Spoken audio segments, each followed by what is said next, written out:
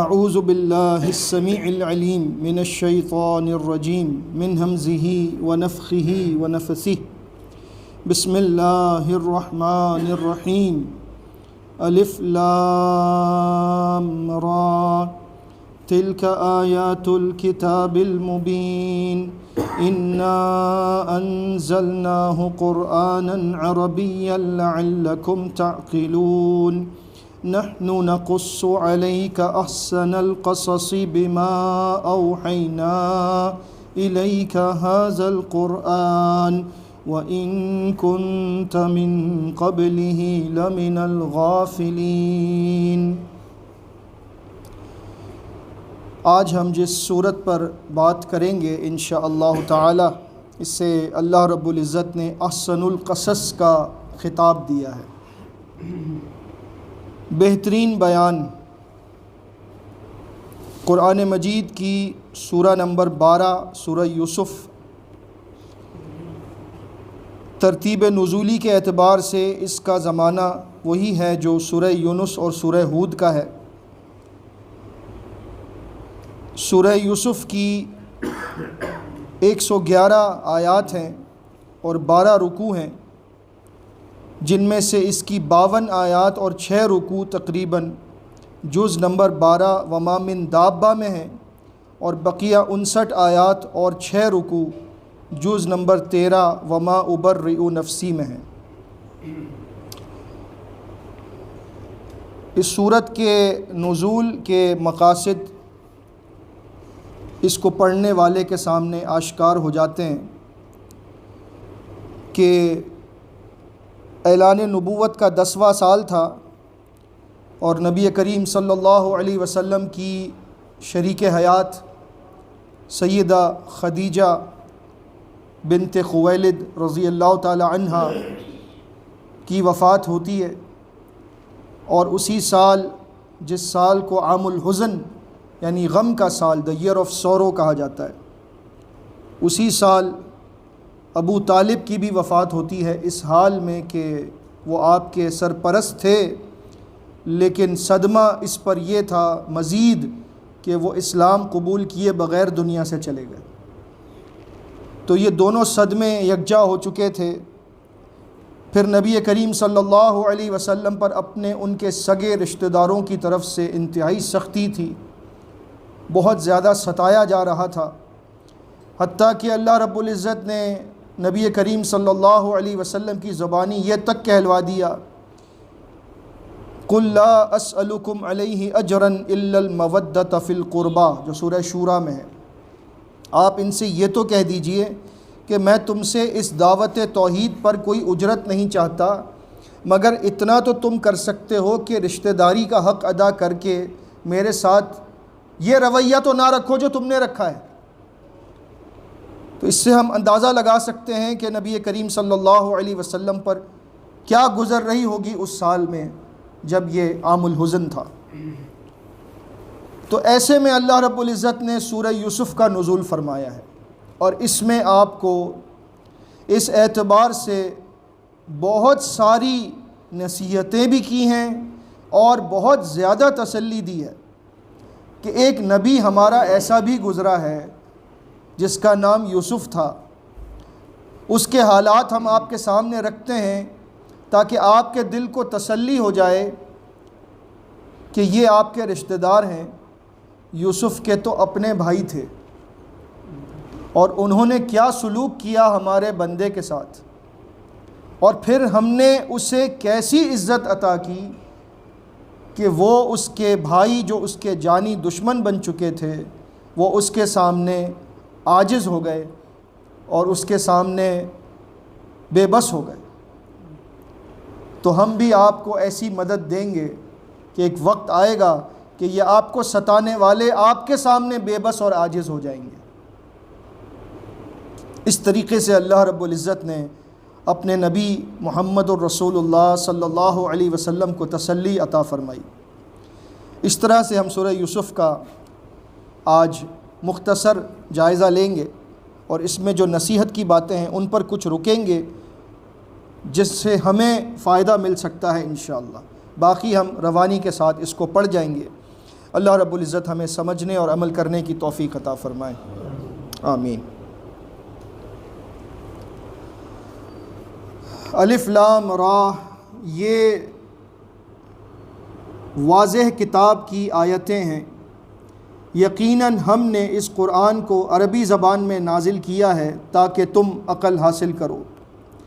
ہم آپ کے سامنے بہترین بیان بذریعہ وحی پیش کر رہے ہیں، بالکل ایسے ہی جیسے ہم نے قرآن کو آپ تک پہنچایا ہے، اور اس سے پہلے تو آپ اس سے بالکل غفلت میں تھے، آپ کے علم میں نہ تھا کہ یہ قصہ، یہ واقعہ جو ہم سنانے جا رہے ہیں یہ کیا ہے۔ جب یوسف نے اپنے والد یعقوب سے کہا، اے میرے ابا جان، میں نے خواب میں دیکھا ہے کہ 11 ستارے ہیں اور سورج اور چاند ہیں، یہ سب کے سب مجھے سجدہ کر رہے ہیں۔ یعقوب نے کہا، اے میرے پیارے بیٹے، اپنے اس خواب کا ذکر اپنے بھائیوں کے سامنے نہ کرنا، ورنہ وہ تیرے خلاف کوئی تدبیر کریں گے۔ بے شک شیطان تو انسان کا کھلا دشمن ہے، اور اس طرح سے میرے بیٹے تیرا رب تجھے چن لے گا، تجھے برگزیدہ کرے گا اور تجھے خوابوں کی تعبیر کا علم سکھائے گا، اور اپنی نعمت تجھ پر بھی پوری کرے گا اور آل یعقوب پر بھی، جیسے کہ اس نے نعمت کو پورا کیا تھا تیرے آبا ابراہیم علیہ السلام اور اسحاق علیہ السلام پر۔ بے شک تمہارا رب علم والا اور حکمت والا ہے۔ یقیناً یوسف اور اس کے بھائیوں کے معاملے میں بہت سی نشانیاں ہیں سوال کرنے والوں کے لیے۔ معلوم ہوتا ہے کہ کچھ لوگوں نے یہ سوال بھی اٹھایا تھا کہ اگر تم سچے نبی ہو تو ہمارے سامنے یوسف کا قصہ بیان کرو، کیونکہ یوسف علیہ السلام کا قصہ عرب کے کسی لٹریچر میں موجود نہیں تھا، یہ خاص تورات اور اس سے متعلقہ جو علم تھا عبرانی زبان میں ان کتابوں تک محفوظ تھا۔ تو ان کا چیلنج یہ تھا کہ اگر تم سچے نبی ہوگے تو ہمیں یوسف کا پورا واقعہ سنا دو گے، اور اگر نہیں تو تم نہیں سنا سکو گے۔ تو اللہ رب العزت نے سورہ یوسف میں جو تفصیلات بتائی ہیں وہ نہ تورات میں ہے نہ کسی اور کتاب میں، اتنا مفصل حال بتایا ہے جتنا کسی اور کتاب میں نہیں ملتا۔ یہ اس بات کا جواب تھا کہ نبی سچا ہے، تم اس پر ایمان لے آؤ۔ جب ان بھائیوں نے کہا آپس میں کہ یوسف اور اس کا بھائی بنیامین، کیونکہ یہ 2 بیویاں تھیں یعقوب علیہ السلام کی، بڑی بیوی سے 10 بیٹے تھے اور چھوٹی بیوی سے 2 بیٹے تھے، یوسف علیہ السلام اور بنیامین۔ تو یہ جو 10 بیٹے تھے پہلی بیوی سے، یہ آپس میں انہوں نے اپنا ایک سمجھ لیں کہ ایک گروپ بنایا ہوا تھا، اور انہوں نے آپس میں اس گروپ میٹنگ میں بات کی کہ دیکھو یوسف اور اس کا بھائی بنیامین یہ ہم سے زیادہ ہمارے ابا کے محبوب ہیں، اور ہم تو پورے کا پورا جتھا ہیں، سارے کام ہم کرتے ہیں، ہمیں لگتا ہے کہ ابا جان سری غلطی میں۔ ایسا کرو، اس مسئلے کا حل یہی سمجھ آتا ہے کہ یوسف کو قتل کر دو، یا پھر اسے کسی ایسی جگہ چھوڑ آؤ تاکہ وہ وہاں پر بھٹکتا رہ جائے، اور پھر تمہارے ابا کا چہرہ تمہاری طرف خاص ہو جائے، اور اس کے بعد توبہ کر کے تم نیک بن جانا، یعنی ایک دفعہ یہ بڑا کام کر لو اس کے بعد نیک بن جانا۔ تو اس میں ایک بھائی جو تھا اس نے کہا، جو دل کا نرم معلوم ہوتا ہے، اس نے کہا کہ نہیں، یوسف کو قتل نہ کرو، نام لے کر کہا تاکہ دوسرے بھائیوں کو تھوڑی سی غیرت آئے کہ کیا ہم اپنے ہی بھائی کو قتل کریں گے۔ اس نے کہا لا تقتلوا یوسف، اس کو قتل نہ کرو یوسف کو، اگر کچھ کرنا ہے تو یہ کر لو کہ کسی کنویں کی گہرائی میں اس کو پھینک دو، آتے جاتے کوئی قافلہ گزرے گا وہ اسے اندر سے نکال کر اپنے ساتھ کہیں سے کہیں پہنچا دے گا، اگر کرنا چاہتے ہو تو یہ کر لو، قتل نہ کرو۔ پھر آپس میں منصوبہ بندی کی اور طے پایا کہ اب ہم یہی کریں گے۔ پہنچے ابا کے سامنے اور کہا، اے ابا جان، کیا بات ہے کہ آپ یوسف کے معاملے میں ہم پر بالکل بھروسہ نہیں کرتے، آپ اسے ہمارے ساتھ کہیں کھیلنے نہیں بھیجتے، کسی جگہ نہیں بھیجتے، حالانکہ ہم تو اس کے خیر خواہ ہیں۔ ایسا کیجئے، کل آپ اسے ہمارے ساتھ بھیج دیجئے، یہ ہمارے ساتھ تھوڑا کھا لے گا، کچھ کھیل کود کر لے گا، اور ہم ضمانت دیتے ہیں کہ ہم اس کی حفاظت کریں گے۔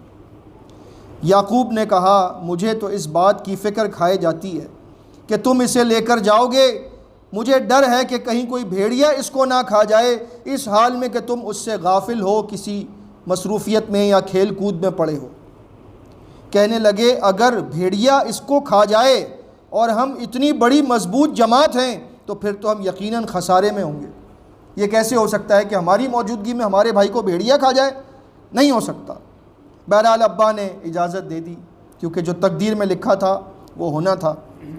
وہ لے کر گئے یوسف کو، اور پھر آپس میں فیصلہ کر کے اسے کنویں کی گہرائی میں پھینک دیا، اور ہم نے یوسف کی طرف یہ وحی کی کہ ضرور بضرور ایک وقت آئے گا کہ تم انہیں اس کام کی خبر دو گے، ایسے حال میں کہ یہ جانتے نہیں ہوں گے کہ ان سے کون بات کر رہا ہے۔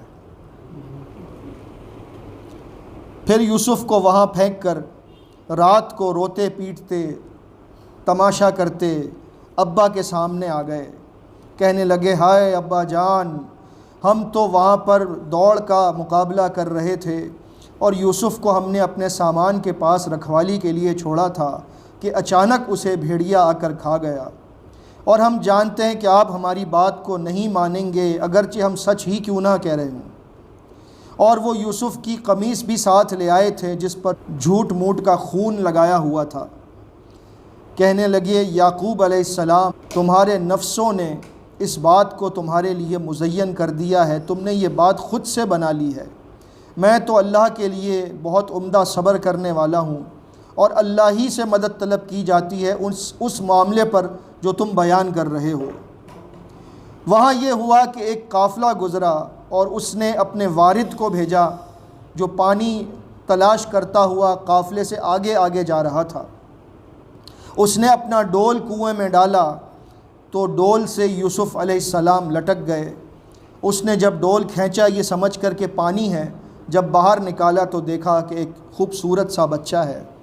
کہنے لگا مبارک ہو قافلے والوں، ہمیں تو یہاں سے ایک بڑا ہی پیارا بچہ ملا ہے۔ اور پھر انہوں نے اسے ایک قیمتی پونجی سمجھ کر چھپا لیا، اور اللہ جانتا ہے جو کچھ وہ کر رہے تھے۔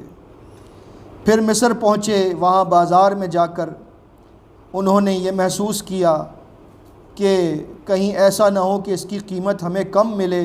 انتظار کرتے کرتے تو چند دراہم کے بدلے اس کو بیچ دیا، اور انہیں اس سے کوئی زیادہ سروکار تھا بھی نہیں، کیونکہ پیسہ خرچ تو نہیں ہوا تھا، مفت میں ہاتھ آیا تھا، تو انہوں نے بہت ہی کم داموں پر بیچ دیا۔ اب اللہ تعالیٰ نے یوسف علیہ السلام کو پہنچایا مصر کے ایک وزیر کے گھر، عزیز مصر کے۔ وہ اس بازار سے خرید کر ان کو لایا اپنے گھر، اور اس نے گھر آ کر اپنی بیوی سے کہا اس کا بہت اچھی طرح خیال رکھنا، ہو سکتا ہے کہ یہ بچہ ہمیں آئندہ کبھی فائدہ دے، یا ہم اسے بیٹا ہی بنا لیں کیونکہ ہماری اولاد نہیں ہے۔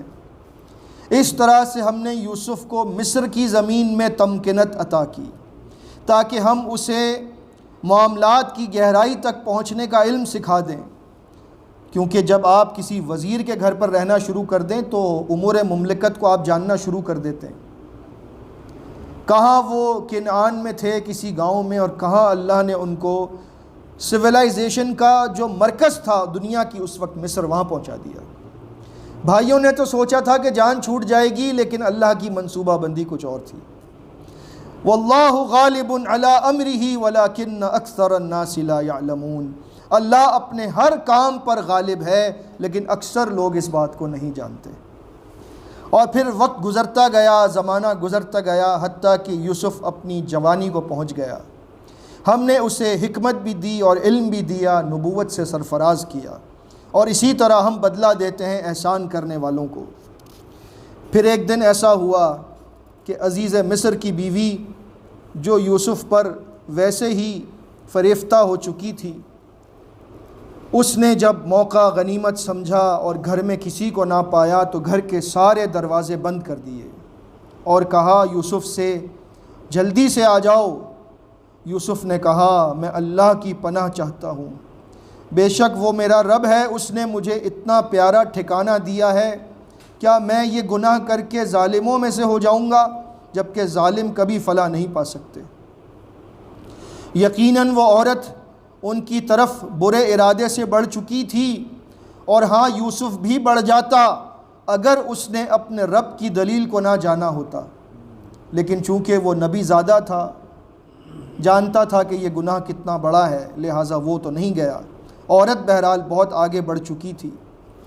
اسی طرح ہم نے یوسف سے اس برے کام کو اور اس فحش کام کو ہٹا دیا، کیونکہ وہ ہمارے چنے ہوئے بندوں میں سے تھا۔ پھر وہ دونوں دوڑے دروازے کی طرف، یوسف آگے وہ عورت پیچھے۔ تو اس نے یوسف کو روکنے کے لیے جب پکڑنے کی کوشش کی تو یوسف کی قمیص اس نے پیچھے سے پھاڑ دی، اور وہ دروازے پر پہنچے اور دروازہ کھولتے ہی سامنے پایا اس عورت کے شوہر کو۔ اس عورت نے فوراً بات کو بدل دیا اور کہنے لگی، اس بندے کا کیا بدلہ ہو سکتا ہے جو تمہاری بیوی کے ساتھ برا ارادہ کرے، سوائے اس کے کہ اس کو قید خانے میں ڈال دیا جائے یا اس کو ٹارچر کیا جائے، تکلیف دی جائے۔ یوسف نے کہا، اسی نے مجھے میرے نفس کے معاملے میں بہکانا چاہا تھا، میں نے ایسا کوئی کام نہیں کیا۔ اور ایک گواہی دینے والے نے گواہی دی جو اس عورت کے گھر والوں میں سے تھا کہ دیکھ لو، اگر یوسف کی قمیص آگے سے پھٹی ہے تو عورت سچی ہے اور یہ جھوٹا ہے، اور دیکھو اگر اس کی قمیص پیچھے سے پھٹی ہے تو یہ عورت جھوٹی ہے اور یوسف سچا ہے۔ جب انہوں نے دیکھا کہ یوسف کی قمیص پیچھے سے پھٹی ہے تو وہ سمجھ گئے کہ یہ عورت ہی کا کیا دھرا ہے۔ عزیز مصر نے کہا، یہ سب تمہاری ہی چال لگتی ہے، بے شک تم عورتوں کی چالیں بہت زبردست ہوتی ہیں۔